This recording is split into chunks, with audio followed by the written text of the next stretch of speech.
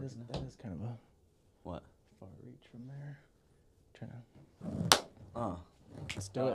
Yeah, do whatever you got to do there. But so, dude, we're actually in your studio here. We are. I always tell people this is my studio, but realistically, it's your studio. I mean, we try to brand it like that, where it's like nothing too custom, where it kind of make it your home. Well, I liked it because before this current design, you had the more textured panels. So I made my house with those same textured. I remember the same textured panels, and now I got to switch it again, dude. What the hell? Well, luckily for you, I have got $4,000 worth of these things sitting in my garage. Really? So if you want to buy some, dude, I absolutely would. Are you not going to use it for this one?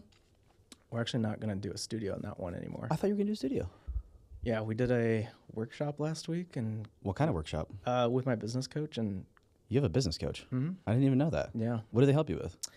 So like last week, for example, was the like we did like the team workshop and just got like super clear on our path forward, created 30, 60, 90-day plans. Like, Wow.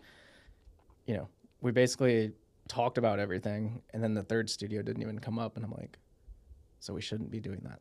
Really? Yeah. Is this a person? Well, how did you find this person? Her name's Nikki, and she is one of our other clients, Justin Mahali. Mahali? I don't know how you say his last. Yeah, big old dude, like testosterone 1,000. Like you'd know him if you saw him. And so Nikki is his business coach, and she was in here a few times, and just got super interested in the business, and yeah, it was like perfect timing. So does she help you more from an operational standpoint, or a marketing, or all encompassing? Like what's it? It can be all encompassing. So that's probably the first step was doing this like team workshop and like.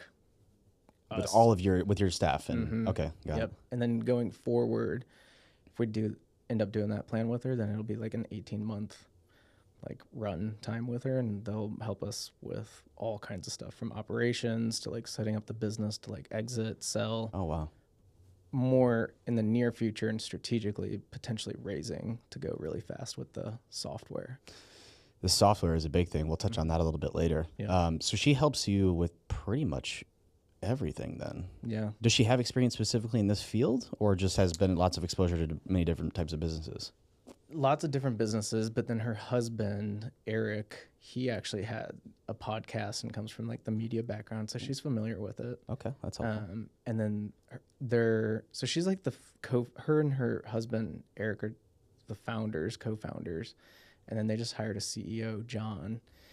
And John's like fucking wizard of business. He's really? kind of got that like, what's the guy's name from that helped out Google?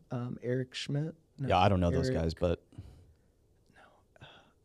basically he was like the business coach for the two founders of Google, and wow, it kind of has a similar vibe to it because he's been in Silicon Valley. Like he's seen it all. Yeah, he's gone. What is that? 25 plus years, I'm sure. Mm-hmm. Wow. Yeah. So he's very, very strategic. Like, so he's the new CEO of this company that Nikki and her husband are the co-founders of. Yep. And then do they have just a staff of business coaches that it's going to be like a business coach agency? Yeah, it seems like it's going that way. I think they've got like, I don't know, 4 other coaches. Wow. And then they're expanding into Nashville next, and then a couple other places and whatnot. So like they do it in person? They do virtual and in person. Okay. So luckily for us, they're literally right down the block. Oh, really? Yeah. Are they like above Broom Brew there or something? No, they're over there on 6th Street next to the, what's that brewery down there on 6th Street? On Lazarus? Or no, that's a beer place. It's not Meanwhile. It's actually Lazarus is on 7th. It's like next to that one cafe. It's in the building where the old post office used to be down there on 6th Street. Oh, shoot. I know what you're talking about. I do not know the name of that. I've never been there. Yeah, I've never been there. But they're over there. Yeah. Okay. Super nice. close. So she came in. You guys did your team workshop. Mm-hmm. This extra studio didn't even come up. Yep. What did come up?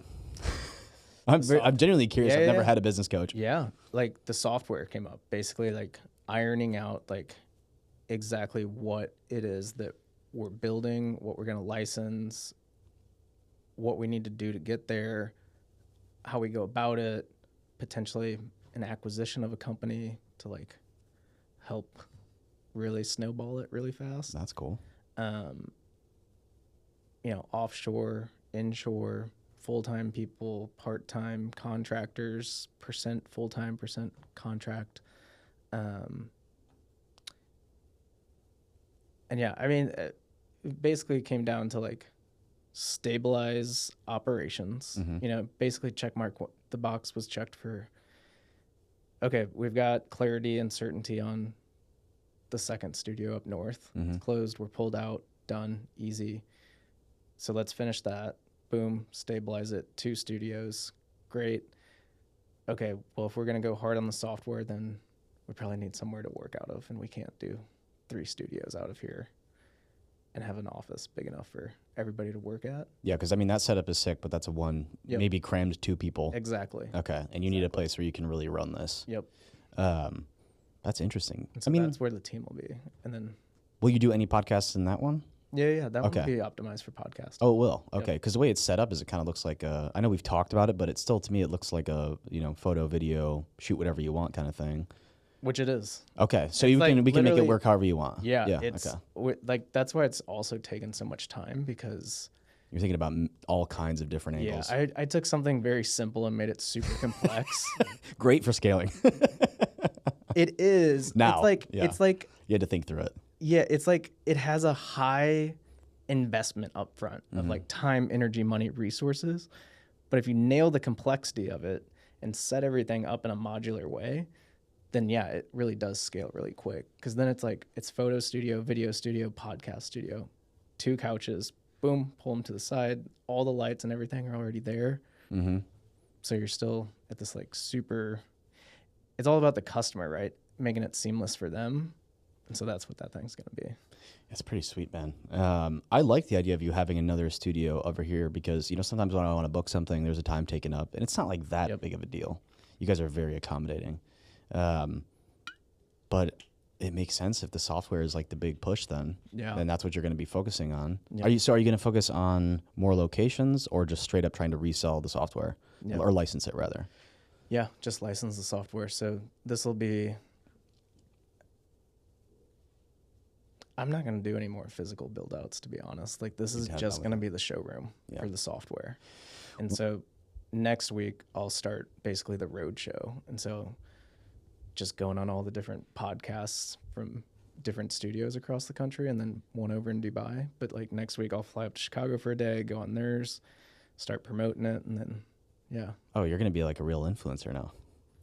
Well, I've watched enough people come through this studio on how, like, whether they're launching a book or like whatever they're launching or about to launch, they all do a roadshow podcast. Yeah. I'm like, well, if the people at the very top are doing that, then I should do the same thing. Absolutely. I should just fly out, do day trips, go to those studios, come back, like hop on their podcast and do it that way. Now, when you're saying hop on their podcasts, you're talking about other studio owners? Okay, interesting. And the hope is that they will also adopt your... Yep. Okay, exactly. Interesting. Yeah, so you guys have got it pretty well set up. Let's back up slightly. How the hell did you even come up with this idea? And then how did the tech part come into play? And yeah, let's start there. The idea for Media Pouch or the studio? The studio. Yeah, we'll talk about Media Pouch another time. The studios. I didn't even want to do a studio, to be honest with you. Sometimes that's how it works out. I actually hated the idea of having a studio because economically, or from an economic standpoint, I'm like, there's so much overhead with that. Like rent, like you're literally, I mean, a lot of overhead. And come to find out, that's actually true. Oops. Yeah, you know, like our run rate is 20 G's a month right now. Like, holy shamoly. Yeah, so, but it's fine though, because like that cost is what it takes to run this thing, and it, you know, more than pays for itself. Yeah. So, but yeah, it really started with, we had the office at Industrious off of 5th Street. I remember that. Yeah, and then that lease was coming up, and we were doing a lot of podcasts and interviews at the time. And so I really just wanted a place where you could have a studio, office for editing and that stuff. And this office was actually one of our old clients, and they moved out of it. I'm like, what are you guys doing with that place? And they're like, I don't know, it's going back on the market. And, excuse me. So he just like connected me with the landlord, walked it. And at that time too, like Jake, old co-founder, he wanted kind of a similar kind of setup. And so him and I like went in on it half and half. And that was basically the start of it. We were just going to have this studio and office and split the rent half and half and basically have all the clients come to us, and this would just stay set up for podcasting. And because that was the biggest hassle, was packing up the gear, going to the clients, like home, office, studio, Hours. setting it up. You know, you got to bring a camera operator, video switcher. You know, you do that, that's 2 hours, 3 hours, and then you got to pack it down, bring it back. And if you didn't have a video switcher, then your editor's got to sit there like a monkey for like, you know, the rule of thumb is for every hour of filming is 3 hours of editing. So if you're doing 2 hours of filming for podcasting, then that's 6 hours of editing. Jeez. So like there's just a lot of waste in that process. And so even just having everything here was a huge win. Mm-hmm. And then I had the idea back in like I think it was 2020. And I was on somebody else's podcast because I had built them out a studio. And they had asked me, like, what do you think the future looks like? And I'm like, well, it's shocking, but I think it's amazing that some of these big companies like Adobe can't just automate some of these things like basic color grading or camera switching. Mm-hmm. I'm like, because if it knows that the camera is shot in log and it needs to convert it to Rec 709, getting super technical here for a second. Love it. But Dive in. it's like this super simple process that like a quick automation could just fix, where it's like an app like Adobe Premiere Pro should just be able to read like what kind of settings you used and then convert it and then boom, Right. save it. And same thing with auto switching for cameras. And yeah, it turns out they still didn't have that 2.5 years later. And so then Jake and I just put our heads together and figured it out. And we actually started on this stupid, shitty little app that kind of did it. Like with Make or like Zapier? Mix Effect Pro or Mix something. Effect? Oh, okay. I don't Got it. know. And it kind of did the auto switching, and that's where the idea, like, really, it's like, okay, something is out there, and like Google and Zoom, they do that on like webcam whenever you're talking back and forth. But that app was such a horrible experience that we're like, I think we can just build this ourselves. And so this was also when ChatGPT was coming out. And so the first Oh, wow. I didn't think about that. iteration of the software was built by Chat. No way. Yeah. You were an early adopter. Yeah. Yeah, buddy. And putting it directly into operations, Yep. too. That's Yep. wild. Yeah. Holy shit.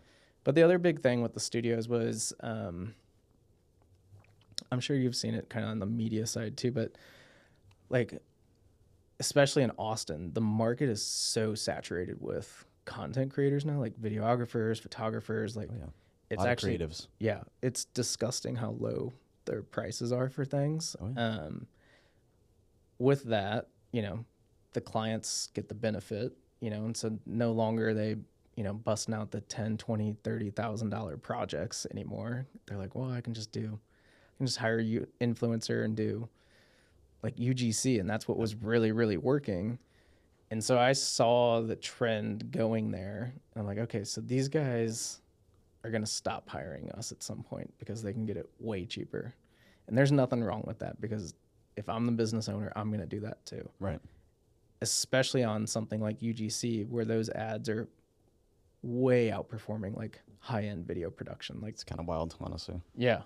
And I'm like, okay, so if they're going to stop hiring us and they're going to start hiring these content creators, like micro influencers, UGC people, like these people are still going to need a place to create it. And so how do I still keep my slice of the pie, and how do I kind of expand it? And so then that was the other reason for the studio. I'm like, well, if I can give these people the platform, like the place to just come in and create those ads for UGC that those clients are paying for, then I'm adding another piece of the pie, but I'm also building for the future too. So originally, this was more of an idea So originally this idea was for you. Yeah. It was to make it so that you guys had a place to work, a place to easily edit. You didn't have to pack up or pack out and pack up every single time. Yeah. And then you had a slow evolution into, okay, how do we make this even simpler Yep. and less time consuming? Yep. And then you opened this up to the public when? October 9th, 2022. And I remember in the beginning, it was still a good customer experience, but it was a little rough each time because you guys were figuring stuff out. Yep. When do you feel like you finally had it like in a place where it could take care of itself and you didn't have to come in for 20 minutes of troubleshoot for every podcast, you know? Like, and I'm exaggerating a bit there, but you know what I mean? Yep. It was probably what? So Anthony's 1 year was February this year, so a little over a year ago when Anthony came on. So you were into it 2 years-ish, year and a half, before Yep. you felt like you had it figured out. Yep. What did the evolution of the technology look like from the operations and like the back end? Like, what was that experience like? Cluster. Yeah. It still is. Yeah. That's why we're still not licensing it yet. Yep, that's understandable. I mean, it's at the same time the software is evolving. Like, so am I as an entrepreneur. Like, because I have to. Because I'm basically I'm learning a totally different skill set now. Like, I'm no longer, the videographer, the editor, or the creative, or even in the media world. Because now I look at myself as, okay, you're a CEO of a technology company, software company. You're like, I mean, Robertson's going to be the CTO. Like, I'm not going to wear that hat, but I have to learn how software works now, which was something completely different. And yeah, I don't know how to code. I couldn't tell you like how the back end necessarily works outside of the the vision and thought behind the logic and algorithm of it. Right. Because it's not AI based. It's actually logic based software because we're saying, if this, then that. Like, it's like, kind of like some basic Excel sheet shit. It really is, except then you got to figure out how to put that into code. Right. And so that's kind of what Jake did a little bit. But then, that again was like the very early iteration. And so I knew in order to like scale this and keep up with everything and where we wanted to go, we had to hire a software developer. So enter Robertson. He comes in, cleans it all up, and now we're basically putting the bells and whistles on it, getting ready to license it. So what was that experience like? Because you and Jake were essentially co-founders. You came up with the idea and the execution together. Yep. Full transparency, from what I understand, Jake did not have the skill set to really bring this to the point that it's at now and beyond.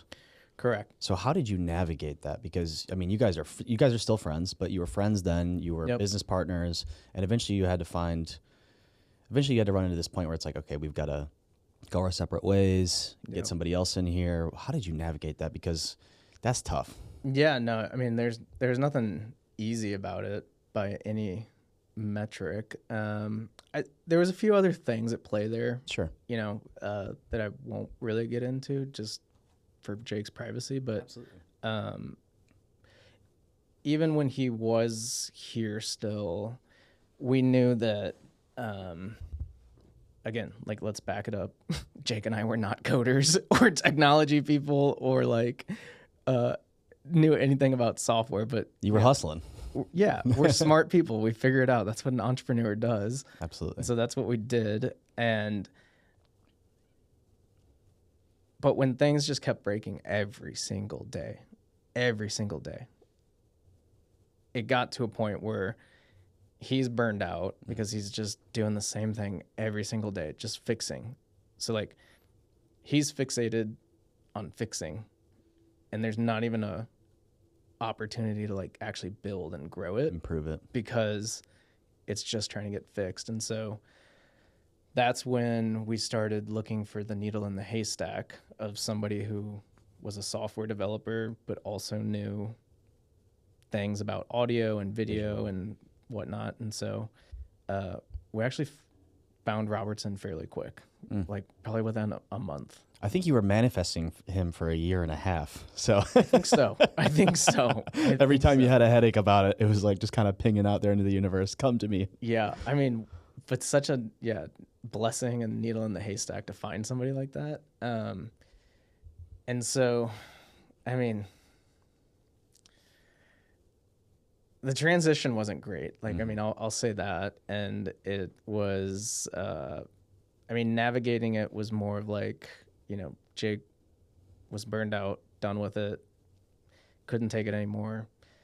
Found Robertson, first day, he's in there, and I got no life jacket for him, and I had to throw him out in the deep sea and say, Learn how to swim, buddy. figure out how to get back to the coastline. Yeah. Wow. And so, yeah, I mean, basically just to, you know, had some legal involved, put a valuation together, allocated percentage to Jake for his equity, and then put a buyout on that. Wow. And yeah, Tough decision. very well. Yes and no. Mm-hmm. Yes and no, for sure. What made it the no then? What made it not a tough decision? Like why it wasn't a tough decision? Yeah, because you said yes and no, and I'm curious. Yeah, I mean, tough decision because it's like you're throwing somebody brand new into something that I can't even explain to you other than logic and how it all works from a thought standpoint, you know? We went back to the drawing board, basically. Right. Like I can't tell you how it's all coded together. Fagazi Fagoozy, you know, like I Hey, gabagoo. like I can't tell you that, but you're gonna figure it out because you're a smart guy. So that's what made it hard. And then, you know, it's also hard too because it's like, hey man, like we set out on this thing, and I know fucking shit is hitting the fan right now, and it's hard. But if you get through this, you know, the light at the end of the tunnel is really nice. Mm-hmm. We gotta just align with that tunnel. You know? Yep. Yeah. You know, it's nothing comes easy in life, and so that's what made it a tough decision too. Because I kept on trying to like get them back to that, you know, and like seeing that path forward and like what we built is special. Like we've obviously hosted like top celebrities, You've athletes, hosted some of the biggest names in the podcasting realm, and then even outside of that, yeah. Jake's Yummy Soda, dude. Yeah, you've gotten so many guests in here. Sometimes when I am online, I shouldn't even say sometimes. It's like every day I'm online, and I'm on Instagram scrolling, or even YouTube, and all of a sudden, you know, a short or a video comes up, and I know that background. You know, I'm like, in the dude, studio. how is this guy or this gal like in their studio right now? It's wild. Yeah. You really have no idea who's gonna walk in the studio. And you go above and beyond for your clients. I mean, I know from some of your stories, people coming in at 1 a.m., 3 a.m. You've opened up the studio on the weekend for me, you know. Very special request. Yeah, very special request. And, Not normal. There is we call that the make me happy pricing. To be clear. Yeah. Well, I mean, that's one thing that I think big name podcasters, celebrities, wealthy people in general, they just want somebody that's their guy, you know. That and a completely hands-off experience. Absolutely. Like, because those people are like millionaires, billionaires, like they understand what their time's worth, and they understand that convenience in a seamless process is frictionless, and that's worth their time. Absolutely. Because their hourly is way more than probably the rental of this. Mm-hmm. So absolutely. yeah. Where do you think this is going to take the podcasting and content creation industry? The studio, I mean, it's not really the studio that's going to do it. It's more of the software that's going to do it. And I think that is what is paving the way, and it's going to continue to pave the way. Because even the other studios in Austin, I see, you know, stealing is like the greatest compliment, right? But it's everybody has the same kind of copy as us now, where it's like, come in, record, we take care of the rest. And it's like, well, you do, but a lot of man hours, you know? Yeah. Like, and so that's where this studio has taken the other studios in that sense, where like I think everybody's watched us and seen everybody that's come in here, and they're like, okay, what are they doing? How can we do it, or kind of match it, or provide a similar experience? So I think we've already set that new standard. And then it's like I said, on the back end with a lot of man hours, like that is where we'll take the industry as a whole with the auto switching, where any other studio around the world will be able to just implement that software. And then they're going to be able to save, like, they basically get to go in both directions, up in revenue and down in expenses, because they get to cut a live switcher, save costs there, and then they get to increase capacity because they're not doing all the other bullshit. And so revenue increases. So they get this like huge like increase in profit margin actually. So that's where the software will go. And then my 5-year outlook on this is I want to have the company sold because just the way AI is going, like, I'm not a pessimist by any means, but I am realistic about like where this industry is going. And like I said, we went from video production to, okay, how do we keep our slice of the pie? It's the studios. Okay, where's the next slice? The software. After that, I'm not really sure, because at that point, I mean, you're going to have like the live shopping pickup here in the next year, and that's what that studio is really going to be for. Oh, yeah. That's big in Asia, China, yeah. Yep. So that's what we're prepping for right now. Interesting. You guys are going to turn into a UGC factory and just have all these live shopping influencers just stacked up. You're probably going to have this whole building, dude. That'd be great. I'll be solid. If we could buy it, that'd be great. Yeah.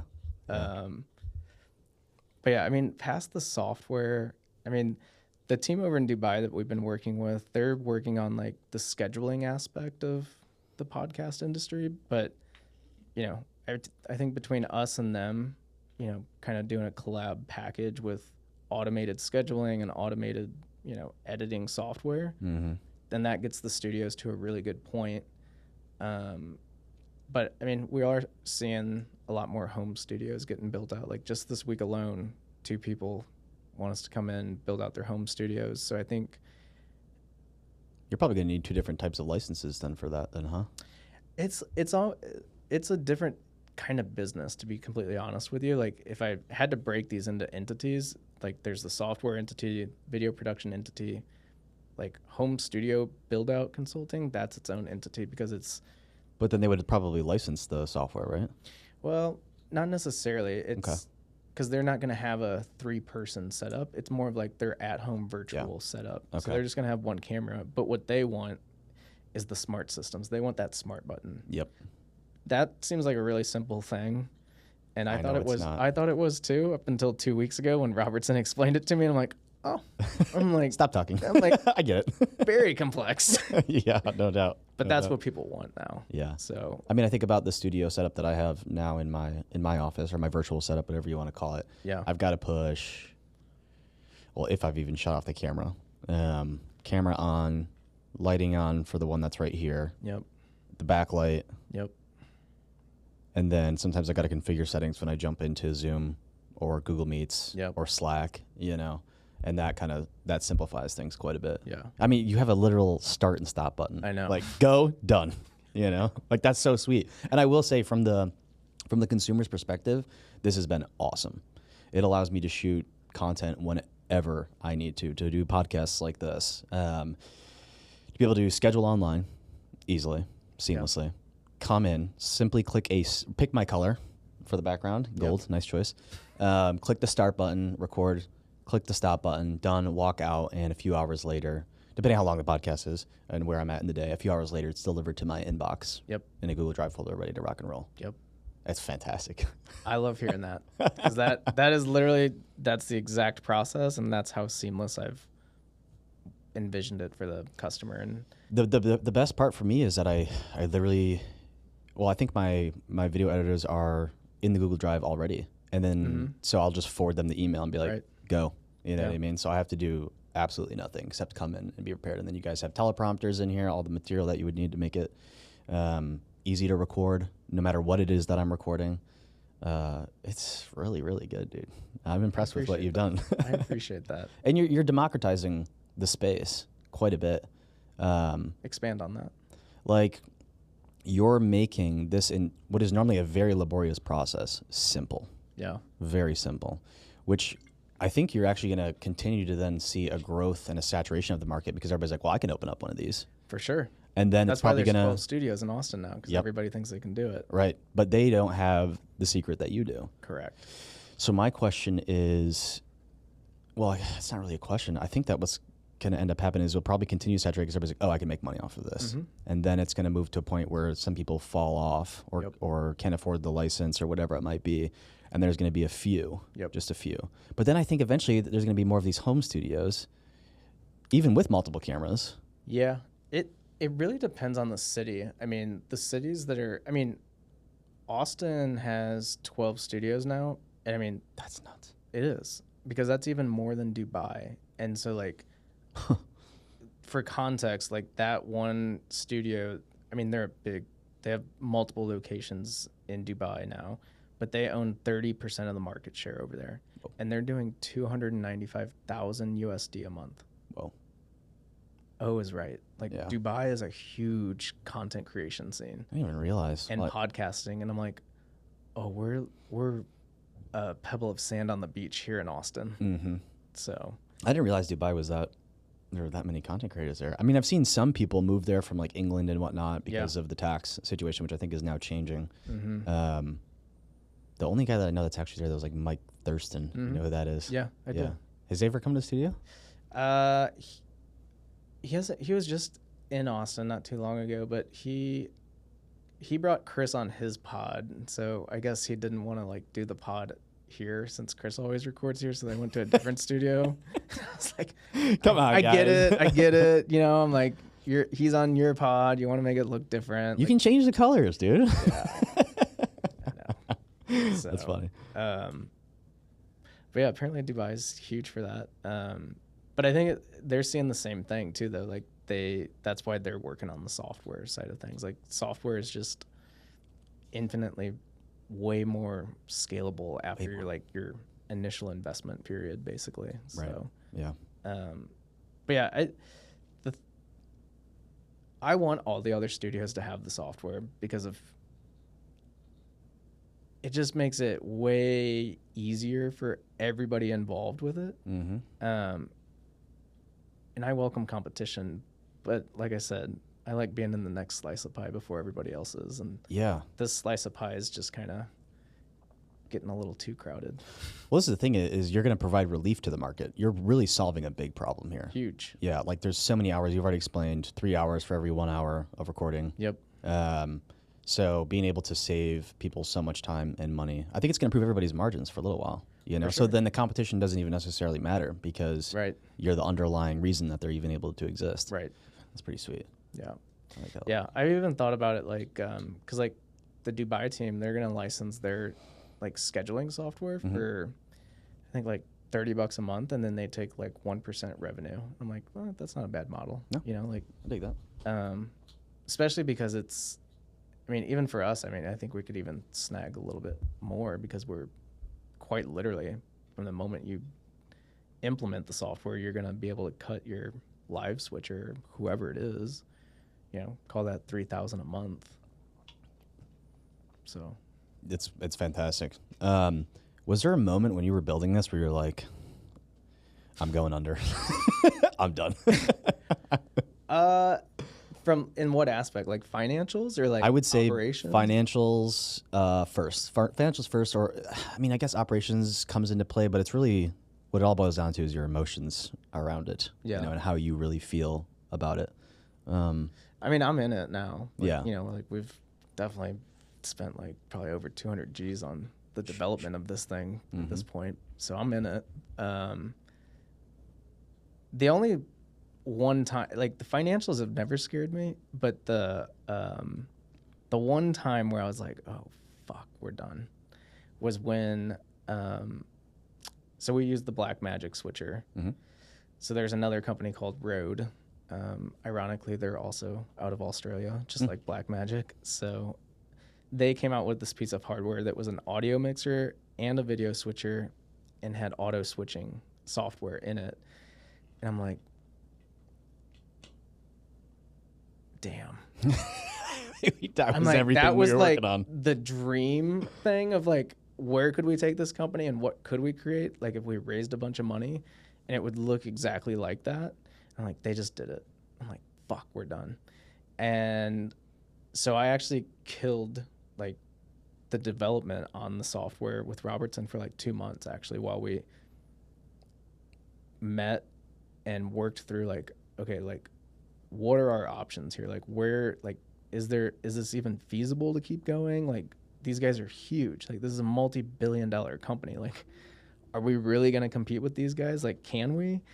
And, you know, after 2 months, we're like watching all these YouTubers, videos, and like influencers, and they're all talking about this thing. And they're like, it's a piece of shit. Oh, thank God. It doesn't work. Yeah. And so I'm You like, had me on green that. light. Go. I'm like, go. So that was the only moment where I was like, yeah, this might be toast. But yeah, we're so close now where it's like, and once, yeah, even like next week we'll open up the wait list for it. And I mean, I guarantee like You're opening up the wait list for the software. Mhm. Okay, Next fantastic. That was kind of going to be one of my next questions here is, all right, when is this thing getting debuted? Yeah, so the next week's podcast, when I go up to Chicago, the owner of that Chicago podcast studio, he's also built out this newsletter, like a paid newsletter, for all of the studio owners across the world. So he has like basically all of them. And so going on that podcast is one, yeah, to connect with him, studio owner, entrepreneur, but also to start promoting the software, because he shared with me on a call a few weeks ago that a lot of those guys, or a lot of the studio owners have heard about us and are interested in learning more about the software. So basically I'll go on there, onto his platform, talk about the software, and then at that point we'll, for the first time, have the wait list open and people can basically pay $100 to reserve their spot. And That's sweet. we'll cap it at like 50 people.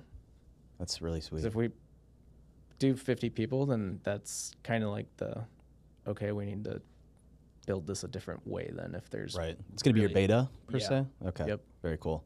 So.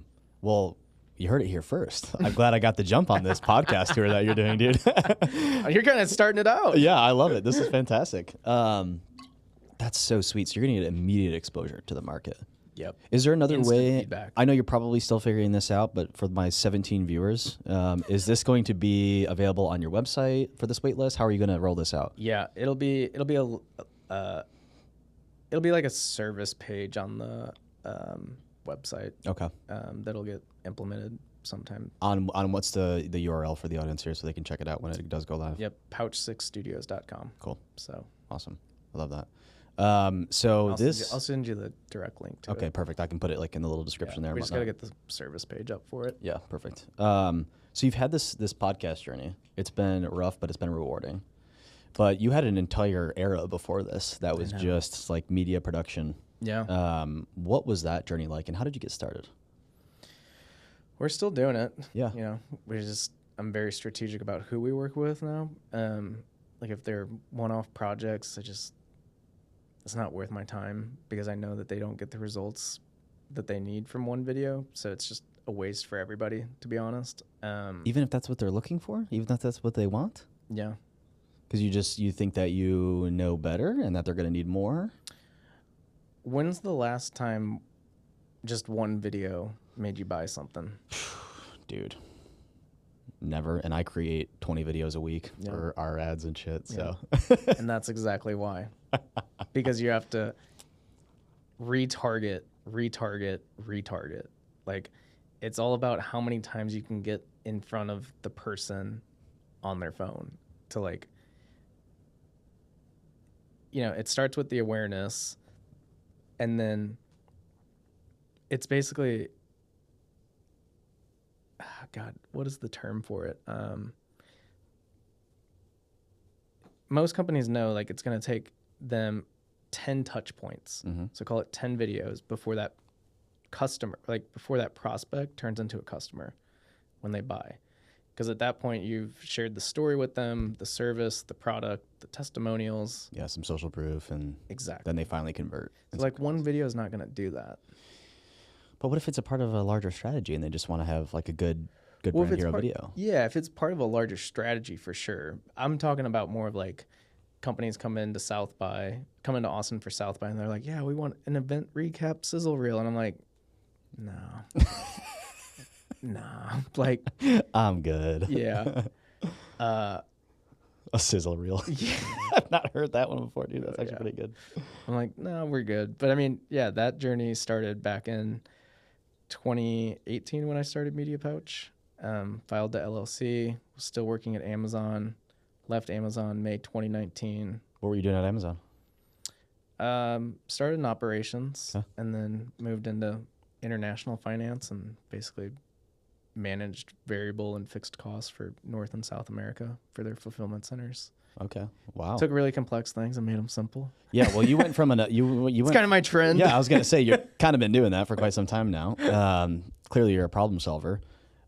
Why make the jump? I mean, Amazon. I'm sure you were making good money. Things were solid. You had stability at the very least. Yeah. What inspired you to go? Yeah, fuck all this and get into media. Yeah, I mean, I was definitely living the life that I dreamed of after college. I'm quite literally traveling the world, flying first class, staying at 5-star hotels, like bougie dinners with clients. Like, you know, that's what I wanted. I'm like, I just want to travel the world on somebody else's dime and have fun doing it. And it was fun for a while until it wasn't. You know, it gets old flying out every weekend, like, you know, flying out Sunday, coming back Thursday, then, you know, every other weekend you're on off. And it was, I don't know, I just put on a lot of weight. I was like kind of depressed. I don't know, sad, maybe lonely, maybe not. Not depressed, but like probably just lonely. Cause like you can't make friends or have really a social life when you're traveling that much. And meeting with clients, I'm sure things stay mostly surface level. Yeah. You know, or business. Sure. Like you're having some nice wine and dinners, but yeah, exactly. There's no depth to the relationships there. But also I had, you know, built this tool that automated my job. And I'm like, towards the end, just playing ping pong with one of my like partners at Amazon for like 6 hours a day. And I'm like, I can't do this for the rest of my life. Well, you went into media production when you clearly could have gone down the professional ping pong route. Why didn't you do that? You could have been training 6 hours There's a day. There's a different ethnicity way better than me. And that's so funny. That's so funny. Yeah. Oh, man. But yeah, I'm like, yeah, 6-figure salary, stock, like it wasn't worth it, to be honest. And I mean, I still have friends there that started at the same time, and it's like, you know, they got a couple million in stock now, and I'm like, great, you're set. You know, but the misery wasn't worth it for me. I'm like, I think I can go make my own millions, like different ways. So we're still working towards it, but you know. Yeah. But you made the leap. That's what's for super sure. important. I mean, were you super anxious during that time? What did that feel like to you? No, I mean, really what catapulted it was whenever I went to Croatia with some of the guys and we did the yacht week. We just took a bunch of Molly that week. And love that. Yeah. And I really hadn't done video before that, but I bought a drone before we left and then put it up in the sky, took a video of a dope sunset, posted on Instagram. And then the manager of Yacht Week came over, asked me if I posted that video. I said, yeah. I thought I was in trouble. Like, oops. I'm like, she's like, our videographer didn't show up this week. Would you grab some content for us with your drone? And I was like, oh yeah, sure. No big deal.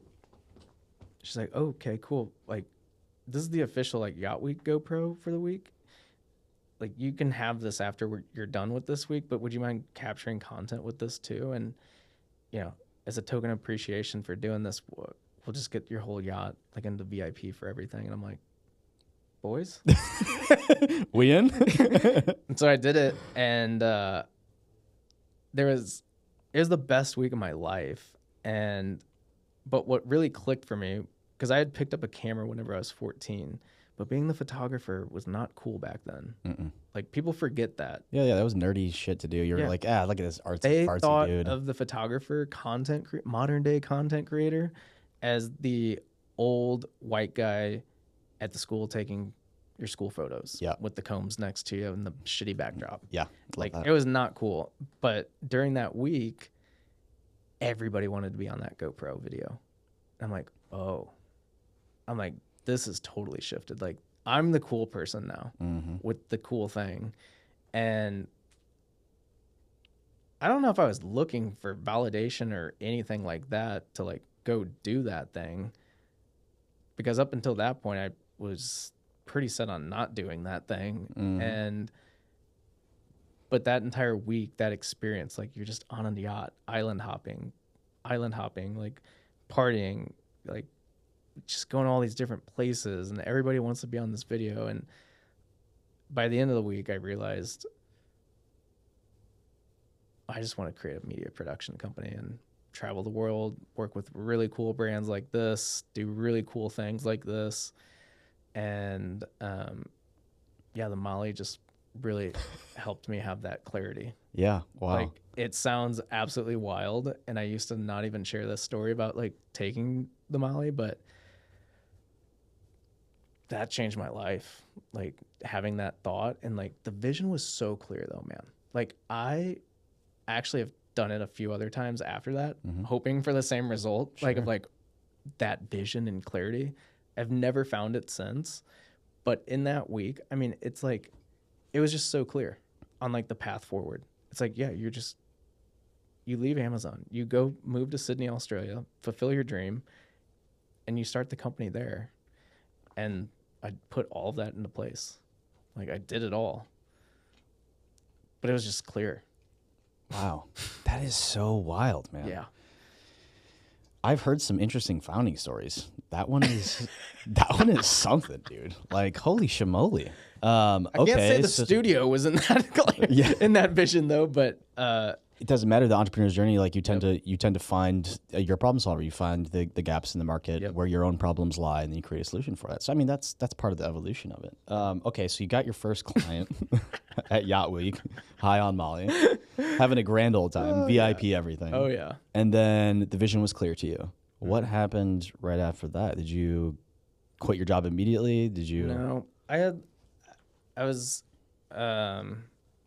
want to do that because I knew I wanted some kind of like security net before I just like jumped ship and went all in. Yeah, quite literally jumped ship. Yep, literally. So I gave myself a year, and then that was gonna vest the rest of my stock at Amazon. Okay, nice. And so then basically executed on my strike price for the stock, and then that was my nice little security net for a while. Very nice. And literally 3 weeks after quitting Amazon, May 2019, moved to Australia, lived there for 5 months, and I wanted to stay there long term and actually like probably live my life there, but getting a visa turned out to be really, really challenging and really, really expensive. And so I was at this fork in the road of like, do you double down on this and really make this happen, or do you move back to Austin? And the question in my head was like, well, where do you see yourself in 10 years? I kept on seeing myself in Austin. I'm like, okay, well, if I see myself there in 10 years, then there's no point of building this thing here if I'm just going to move back. So I just cut the cord, came back, and that was a huge blessing in disguise because COVID then happened and shut down all of Australia. So like, that was locked down there. Texas stayed relatively free. Yeah. So that was solid. Media Pouch thrived.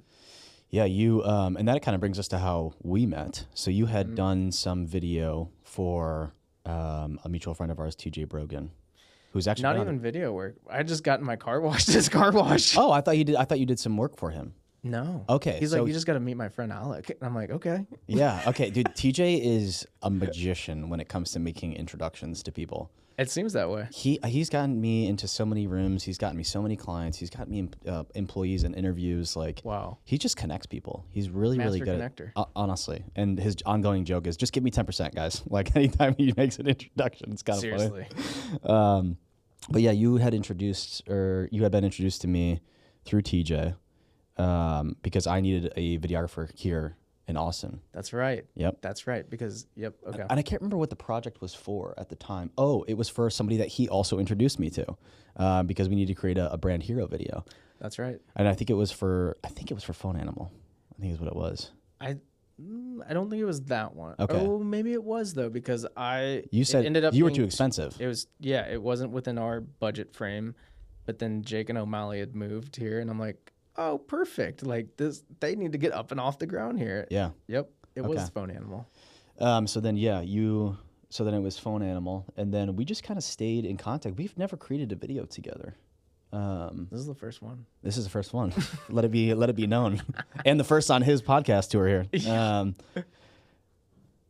we had never created a video, but we were just we were at similar points in life. Yeah. I mean, involved indirectly in the same industries. You Seriously. know, Yeah. and you're just kind of a homie. You know, so we I became feel friends. the same way. And then yeah, it's been really rewarding, man. Because although we haven't done like a video production work together, oh, we have worked on clients together. We have. That's true. Yep. I forgot about that. Yeah, so we've done some work together, but haven't done an actual video together. Maybe we should do one, dude. What should we do? I don't know. I think Creators Collective. Oh no, actually, I would not be your ideal client, dude, because it would be a one-off like video. So you can't even do it. Yeah, we're just gonna keep it this way. We'll never do business together ever. No, just teasing. We just work with. I actually think that the best way that you and I work together though is with a mutual client. Yeah, Our 100%. businesses are so complementary of each other that to me is the most fun part. Yeah, I mean, it's good to work with people who are good at their job too. Yep. You know, like they're actually good at fulfilling on what it is that sure. they're working with on their clients. Yep. You know, with video production, I think that it's a little bit easier, and that's not an insult. Yeah. Or no, I should say it a different way. I should say that it's more challenging in different ways. Yours is the creative aspect. You know, how do we really make this incredible and make people stay engaged with it? And then I have to get it in front of people and do that 10 touch point issue to try to get them to convert. Yep. I'd say the normal media team and videographer is thinking about it like that. Like, oh, we have to make this incredible and stuff.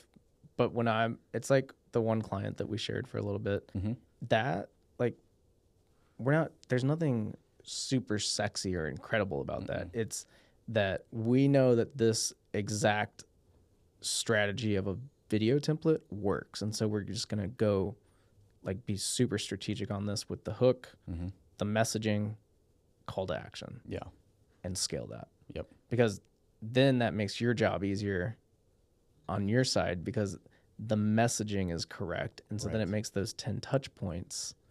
You get to just plop one in there. So yeah, I don't know. That's where I'm an entrepreneur who just happens to be creative, I guess. Yeah, I think I've even put it in some of our introductory videos and say, or no, it's for some of our branding videos where I say we are a highly effective problem-solving team that just happens to be good at marketing. You know, like we kind of frame it completely differently. Definitely. You know, and I think clients tend to resonate with that.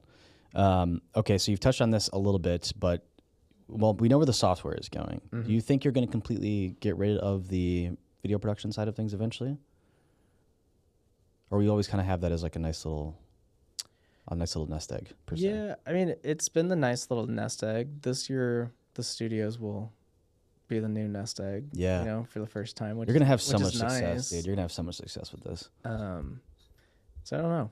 I mean, after this year, we'll see. I mean, there are some. I just don't. I like building, right? And like, especially when I can see the vision in the future of like the next thing. And so for me, it's all about the vertical integration. So I don't know if we'll ever stop because, right, like my goal is to sell the company in 5 years. So even though they're going to be different entities, it's still rolled up into a holding company. And so for me, I'm like having a vertically integrated holding company that's touching base on all of the things in media, video production, video editing, studios, software. I think that's really, really attractive to a potential buyer. So I don't think I'll give it up. We just probably won't have as much priority there. And you probably won't be trying to grow it per se. Yeah, exactly. You're It's just more serving. Yep, exactly. More so like just if that thing stays at $500,000 a year, like I'm happy.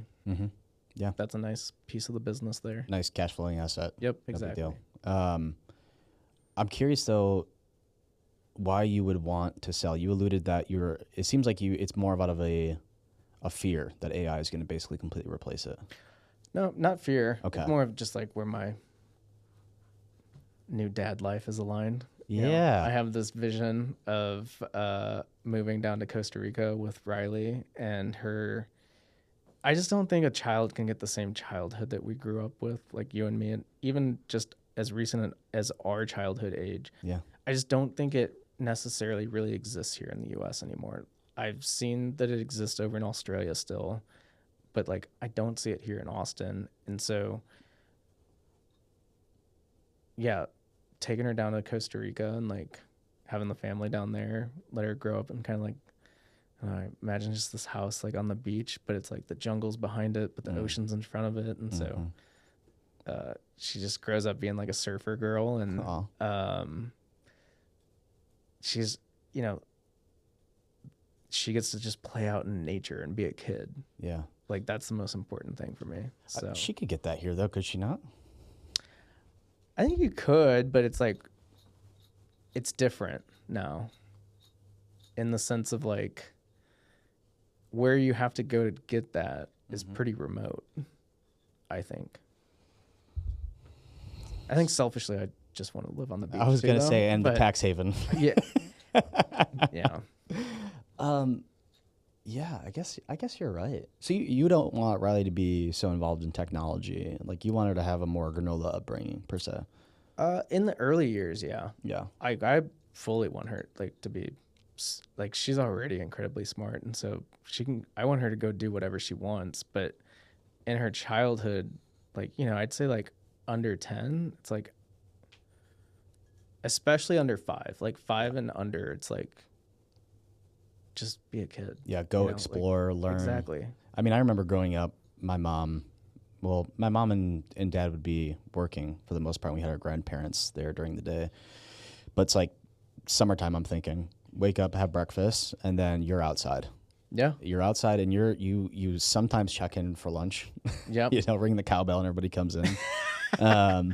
But like you're outside all day long, zero supervision. And you're just running around doing all kinds of crazy shit. I mean, I remember when we were like the 10th house in this subdivision that eventually turned into like 350 homes. Wow. And so there was constant construction going on. And we would just not break in, but like, how they are when they're building the houses, like they're pretty accessible. Yeah. And we would just go in them, and I a lot did of the same them, thing. yeah. And a lot of them were built on, this is Grand Haven, Michigan. So it's very sandy. Like there's a little bit of topsoil, but then it's all sand underneath it. Oh, wow. And so a lot of these would be built on the side of these like sand dunes. So the back end, was like this, a lot of them had these massive arch windows that would face out into the woods. Wow. So during the construction though, all the sand is out. And so we'd be 15 feet above this hill, right? So we would be in the house and we would run and then jump out of the windows and then land into the sand hill and just like tumble down. That sounds so fun. And then we'd go and hop on our bikes and we'd ride down to it was like a mile and a half away, Potawatomi Park. There's a bridge that we could fish off of. And there was a place called Wesco, like just around the corner, so we can get Slurpees and candy. And then ride our bikes back over there and just fish all day long, go swimming. Like, That's so good. Give me 1 minute. yeah, go Use the restroom. Yeah, go do your thing. Oh, I believe it. I know why I do this every time to myself. What? Yeah, you gotta rip a piss. No big deal. It really is. Water's good for you. I told you, dude. And fucking crowbar goes into my leg. I had pants on. I was like, Damn. It hurt, but I didn't. I was like, oh, whatever. And then I looked down later, and there's just like blood on my pants. I'm like, oh shit, this thing's bleeding. Like go in there, take my pants off. I'm like, oh.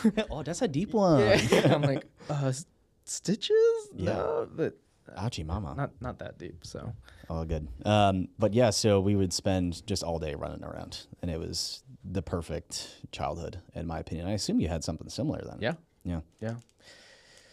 yeah, that Midwest upbringing. Yeah. You know,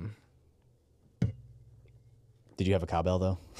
no, we didn't have a cowbell, but I mean, I grew up in Millstadt, Illinois, and there was, at the time, the population was like 2,000 people. So that's there was nothing. literally more cows than people in Millstadt, Illinois. Yeah. So, yeah, but I mean, similar childhood like that, you know, woods, neighborhood, played with the other kids, riding the bikes around. And I mean, we're in a neighborhood now, like the Agave neighborhood, which is phenomenal family neighborhood. Like I actually, Is that east of 183 here? it's actually off of MLK. Okay. I think I know where that's at. Yeah. I think a buddy of mine lives over there, actually. It's a huge neighborhood. Is there an apartment complex right next to it? Uh, A white building? Off of Loyola, there is. Okay. Continue. Sorry. Yeah. I was just curious. I'm trying to place it. Yeah, it's you would go over 183 and keep going down MLK basically. Okay. Got it. But that's like the first neighborhood I've found in Austin that's even somewhat similar to like that kind of upbringing. Mm-hmm. Because we were kind of bouncing around downtown trying to find just safe spots without homeless people and all that stuff. And finally, I'm like, I give up. Like, we're going out of downtown. Like, and just Submitting to the suburban life. Yeah, but because I'm like, I don't want Riley to walk past homeless people and needles on the ground and this stuff. I'm like, we're done here. We're done in downtown. Yeah. Like, you need to have a proper house and like just space, yard. Like, you know what I mean? Like, I mean, other than like kind of the Westlake neighborhoods, that's really the only neighborhood I've found here in Austin. Yeah, and then you're paying $3 million for a house over there. So, Yeah. So I'm curious because me and the wife want to have a kid the next year. Yep. What is dad life like? It has its ups and downs. I mean, just like anything. I guess I'll just hold on to this. But You're like an awkward turtle over there right now. let's fix this. We need a side table. Yeah, 100%. I think like right now where Riley's at, she's what, almost 2 years old. So what, she's like 21 months this month. I feel like the last 3-4 months last 3. Yeah. We're in April. Yeah. Last 3 have been like really fun and cool. Cause that's when she's really getting into like her personality's coming out. Like she's talking and walking and she's like a little bit more self-sufficient and like She's trending towards consciousness. exactly. Yeah. The only things I don't like right now are everything is mine and no. I'm like, okay. I'm like, you don't understand what no means because I clearly like, but like, that's the funnest part about it though, is like you're experiencing things. They're experiencing things for the first time ever. And you get to relive that moment from your childhood that you forgot about. And like, even the most basic thing, like no, just think about that for a second. There's no, N-O, and then there's no, K-N-O. W. Yeah.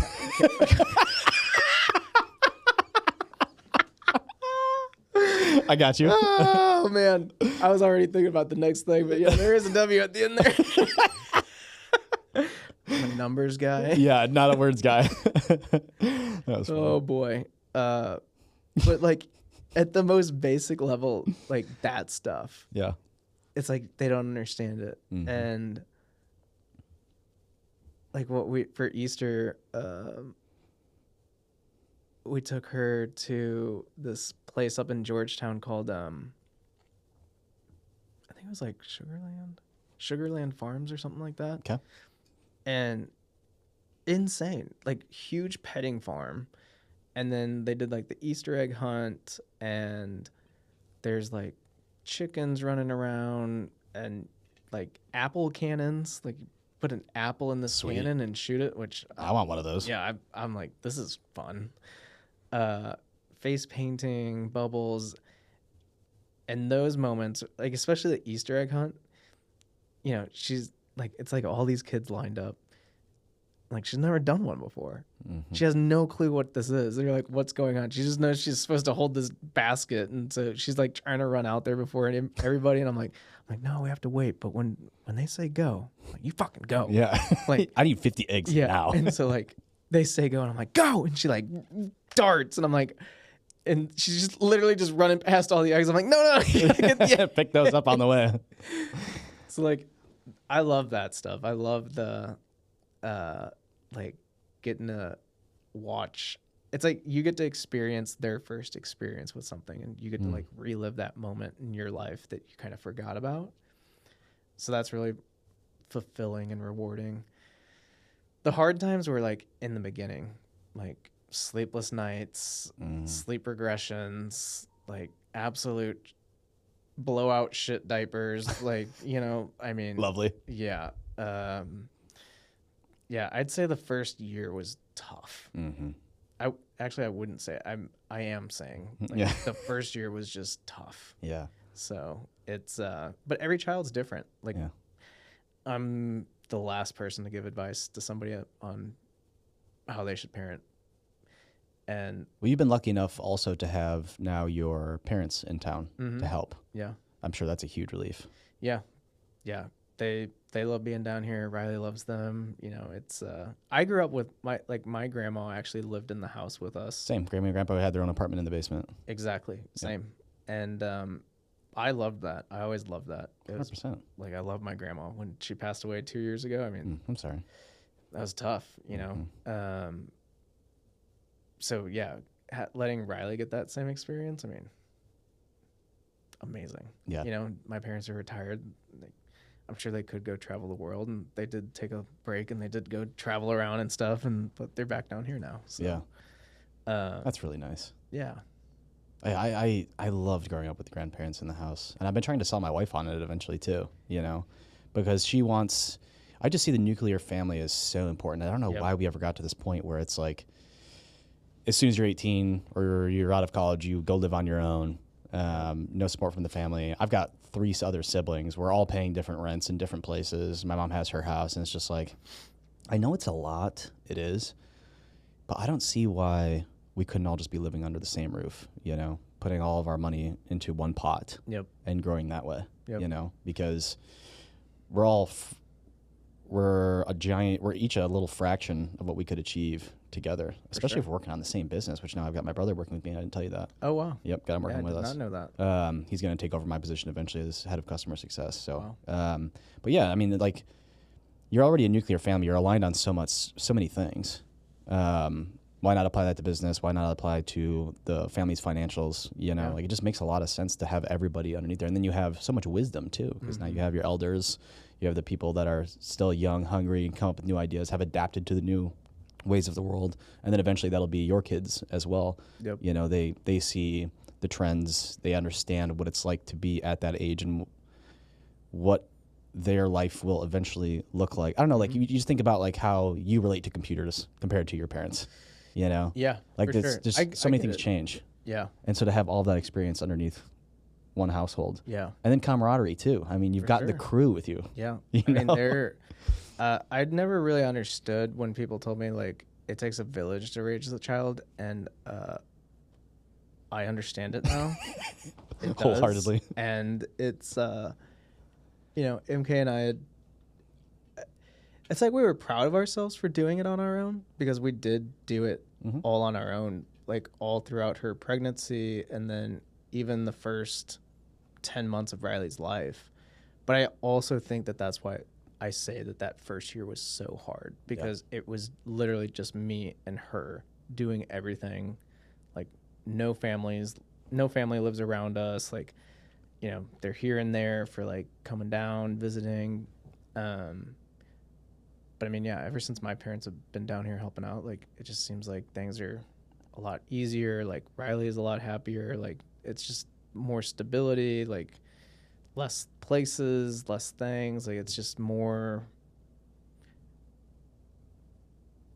Yeah, you also know that your values are aligned Yeah, too. that's a Which, big one. yeah, like Riley was in Montessori school for a little bit, and she's not anymore because our values were not aligned with theirs whatsoever. And I, Were they just getting woke or? oh, I mean, like, you hear about it on the news and stuff. That bad? Like, these people took it to a whole other level where I was like, I can't even relate to you. Like, everything from like vaccines to just like ideology. And I'm like, there's nothing wrong with that. And you guys are totally entitled to have your opinions and your thoughts and everything. I'm like, it don't work for us though. Yeah. Like, so we're out. That's interesting because I went to a Montessori school for a little less than a handful of years. I think it was 6th to 8th grade, and it was fantastic. But they were not preaching anything. Like in fact, it's more of a learn on your own pace, figure out what you want to apply yourself in, and go out and do it.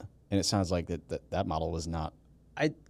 That's what was happening. That is what happens at a Montessori school. These guys really were like pushing the vaccines and stuff like that. And, everybody has their right to do whatever they want. Sure. But my problem with it was that we had got the exclusion from the state of Texas with the affidavit. Yep. And they accepted it.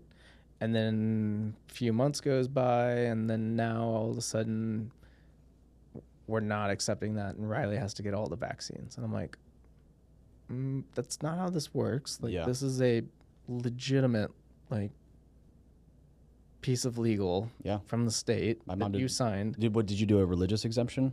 Yeah. Okay, nice. That's what my mom did for us when we were growing up. Yep. And yeah, I mean, it was like during the measles outbreak, and they were trying to say that. Which, by the way, was not even an outbreak. No, it wasn't. Yeah, and in the affidavit, it said, there is fine print down there, and it says like, should a outbreak or national health emergency or something like that, like basically a COVID, happen, then they have the right to exclude Riley from school. I'm like, okay, great, understand it. Like, if that's going on, then she's probably not there in either way. You know what I mean?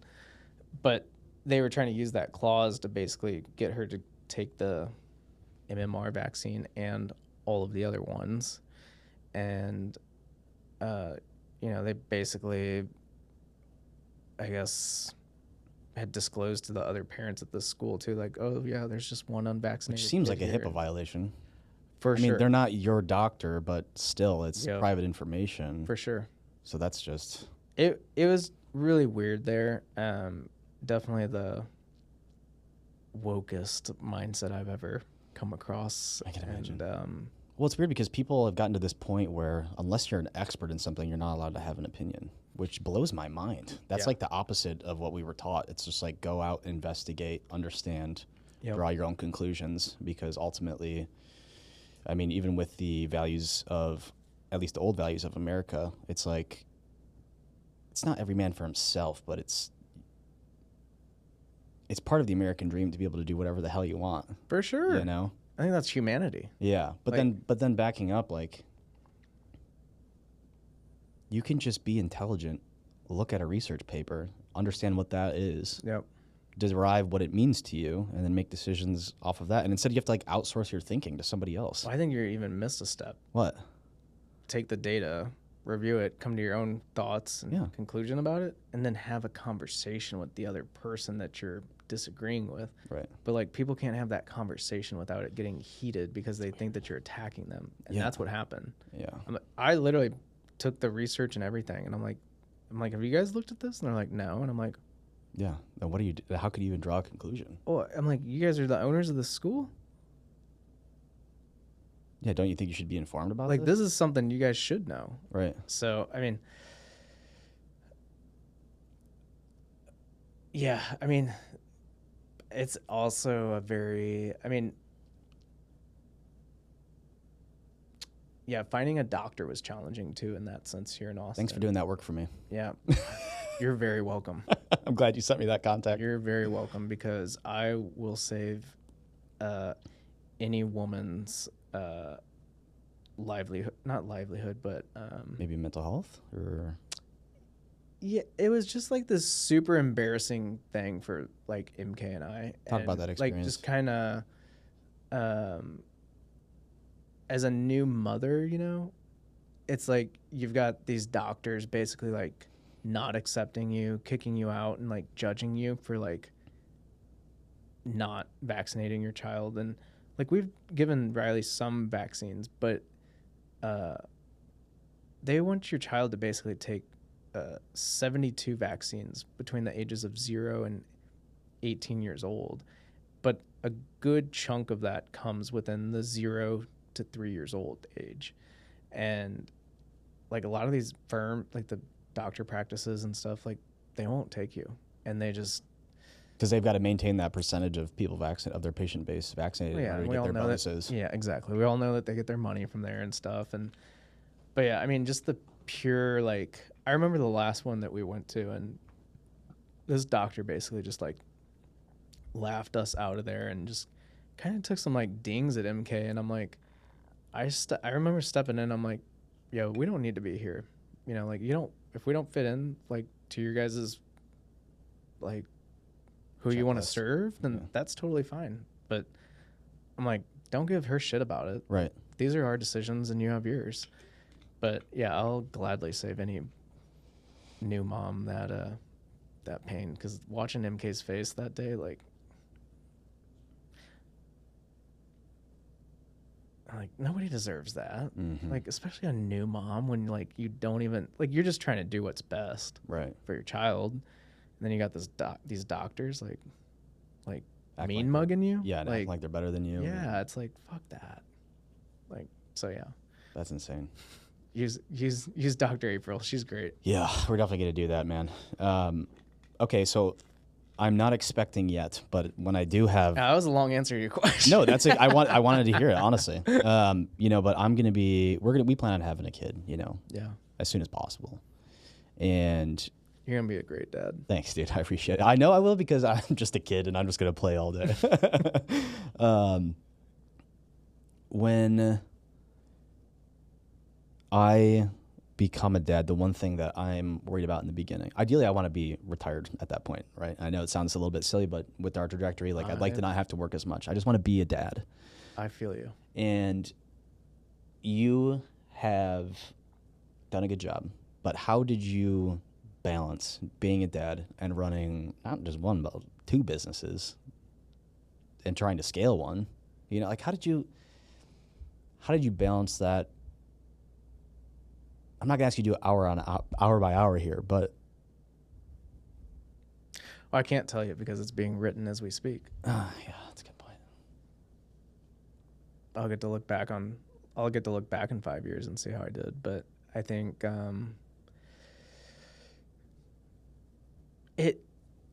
the best piece of advice I can give you on it is that I worried about a lot of other things too when I found out we were having Riley. And a lot of it's just some beliefs you got to let go of. Like for me, the biggest one was like the financials. I'm like, oh God, like I should have like 100,000 put away for this child, like just in case for, X, Y, Z, it's going to cost so much. And then I like actually get into the numbers. I'm like, oh wait, this isn't bad. Yeah. Like it costed us, I think it was like $900 for the delivery of Riley with our health share plan. Uh-huh. And then you have a baby shower. Dude, those gifts from the baby shower lasted Riley for like the first year and a half. Yeah. Like we didn't even buy diapers for the first year. You know what I mean? So like that was a huge one that was swept away. But the balancing thing, it'll come natural to you. I think so. Yeah, it does. Because I'm a bit of a workaholic, So am I. Yeah. It'll come natural to you though. But what it did for me though anyways, is like it forces balance. Mm. It doesn't ask for it, it forces it. And what that does to you, or what it did to me, is that it made me really strict on my time of like, okay, no more bullshit meetings. Like people want 15 minutes to catch up, done. Like, Right. we're not doing those anymore. What even is that? I don't know. Is that a jet? I don't know. I think that's a jet going by. That was freaking me out for a second, dude. Oh, yeah, there's nothing above us. Yeah. I don't know what that was. That's weird. That was so weird. Sounded like something rolling, but Yeah, I thought so too. And then I heard like the pop, maybe that's going over or something. that's definitely something rolling. Yeah. That is so weird. It was like shaking the whole fucking I building. know, it was. Good thing it's us talking, not a big podcaster. Yeah. Holy shimoly. Yeah, no big deal. But But yeah, you were talking about that balance. it forces balance.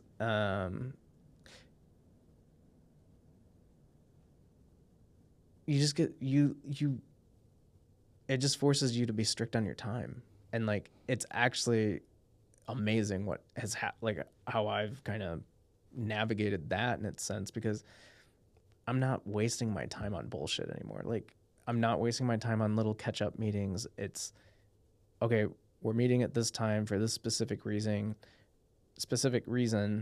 you know, great. Anything else that's like not aligned with where I need to go or the company needs to go, then we're not going there. Example 1, Yep. that studio. Great, that doesn't fit into there, so we're done with that. Quick move, in, out, done with it. You know, and it's like, get here to the office at 9. I'm up at 5, you know, get myself ready so that I can be ready for Riley in the morning, get her breakfast. Like, you kind of just start internally and consciously creating your own time blocks. And so then like after 6, I'm not picking up calls. You can text me, but I'll text you back later once I put my daughter to bed, but like I'm not picking up the call after 6. So you just kind of find the balance there, but it happens naturally. You know, the CEO of Whoop was sitting right there last week, and he had just had his baby, Tommy, 6 weeks old. And I look at that and I'm like, damn, this dude like flew down here from Boston for the day to like come shoot with Chris. And it just depends on the family dynamic too, of like what role is who playing. And I think that's probably the more important thing to be focused on. Actually, that is the most important thing to work through, on who is playing what role, because then that actually will give you the clarity and the answers for everything else that you're worrying about. Is Nicole going to be stay-at-home mom? Is she taking a break? Yeah. Is she the breadwinner? Are you? Yeah. Are you working? You know, like, are we 6 weeks on dad life and then 6 weeks off for work? You know what I mean? Like, there's things to work through like that will make everything way, way easier, that I wish I would have done. Maybe would have had a different outcome, but yeah, you know. sure. But it's brought you here. Yeah, for sure. That's what counts. A little wisdom now. Yeah. That's what I call this gray hair. These are wisdom sticks. Each one of these is a lesson learned. Oh, buddy. You'll be full gray after your child. It's already My coming on the beard top now. is coming in gray by the day. I love it. All right. I've had you here long enough. I'm here for you. I appreciate it. I love you, brother. I love you too. My final question for you, if you could offer the biggest piece of advice or the most important lesson learned in this entrepreneurial journey that you've had, what would it be?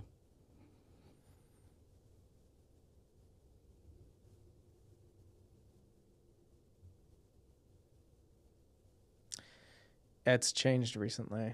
Because I used to say follow your passion. I know it sounded so cliche, but when you do follow your passion, I guess I'm going to give 2 pieces here, because there's different chapters and eras of people's lives. And if you're in that chapter of making a jump or a change or switch, follow your passion of like what you just like to do. And if you haven't figured that out yet, then go travel the world and go understand the different cultures and ethnicities and languages and food, and you'll figure it out real quick. And so that's the advice for that chapter.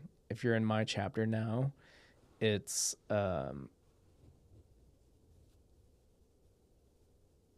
health is the priority, so that you can show up.